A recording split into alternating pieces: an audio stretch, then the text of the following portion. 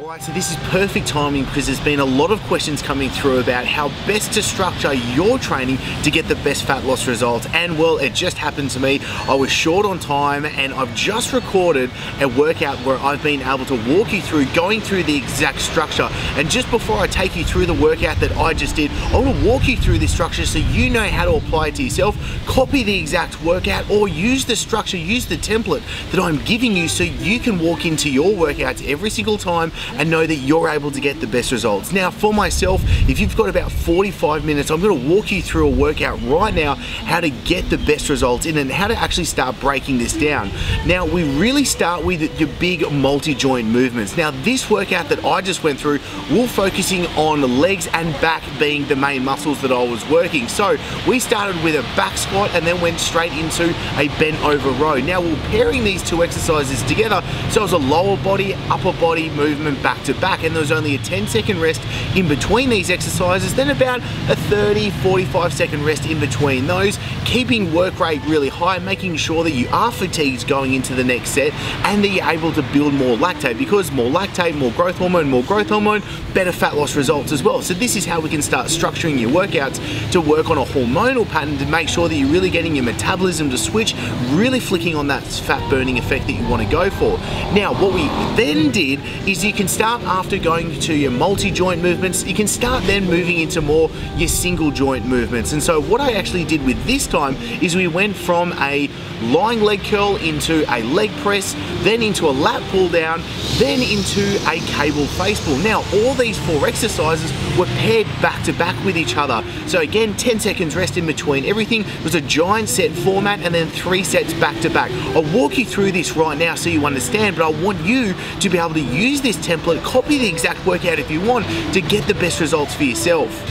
Now, just before we jump into the weight training session, what I want to take you through is how can you start using, say, your cardio or metabolic conditioning and also your abs into this. Knowing we have about a 45-minute session window for you to be able to use, 30 minutes of this session was really used in the weight training portion. You've got about a 5-minute warm-up because we want to do some mobility before actually jumping into the good stuff. Then we've got about 10 minutes, or it's actually 8 minutes of Tabata work. So we jumped on the bike for 20 seconds on, 10 seconds rest, 8 minutes flat out, and then there was just a few minutes of some ab exercises going back. And I'm going to walk you through this right now.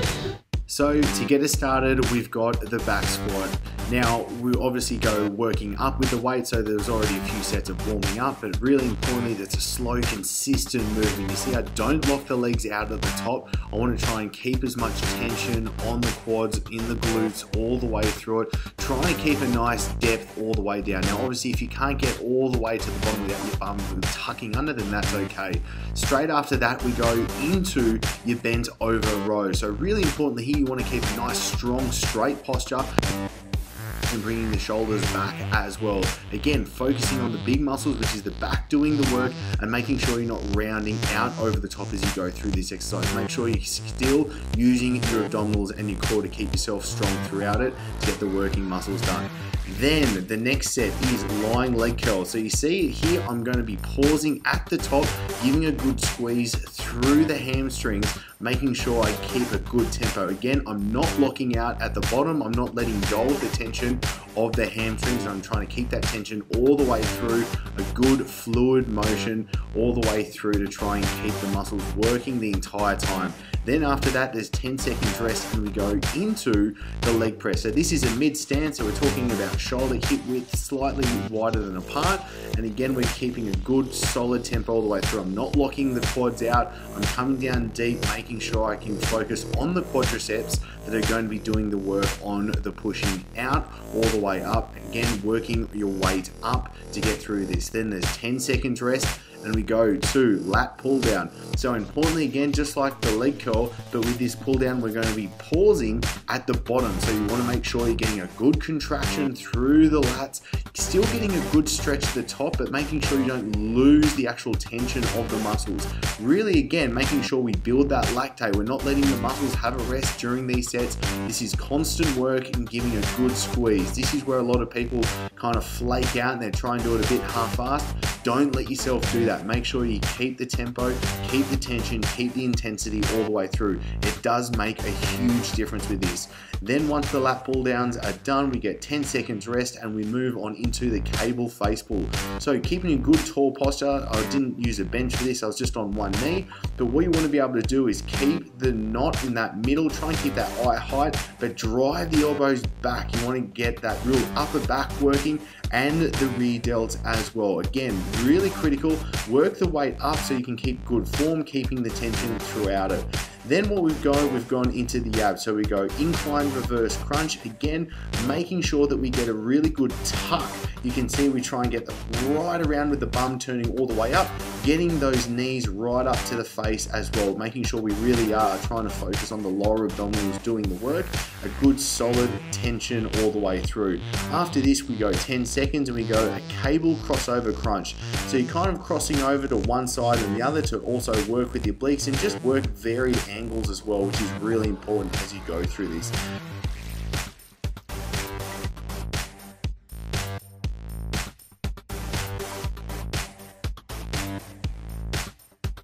You don't want to be using your hips to do the work here. We want to make a nice easy transition through to each side.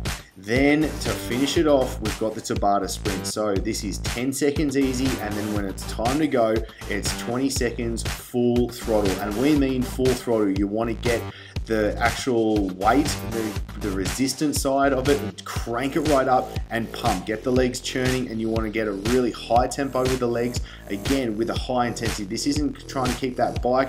We're using an intensity of about 15, 16 here, making sure we get a really good burn, and then it goes 20 seconds on. Then after that, you go 10 seconds off, resting recovery, slowly move the legs back over. It's a short rest, so you don't get fully recovered. And then when it's time to go, it is full throttle once again, and this is back to back to back. 8 minutes, baby, to get the work done, and this is how you finish the workout off.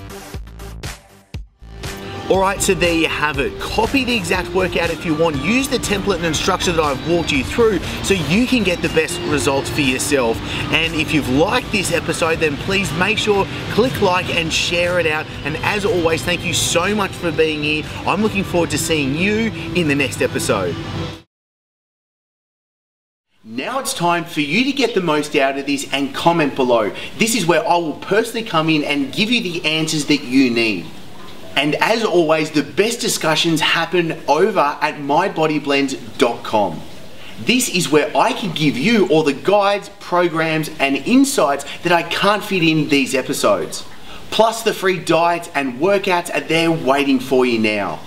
And if you did like this episode, then be sure to hit subscribe so you never miss an episode and I can send them straight to you. I'm looking forward to seeing you soon here and in the My Body Blends only community.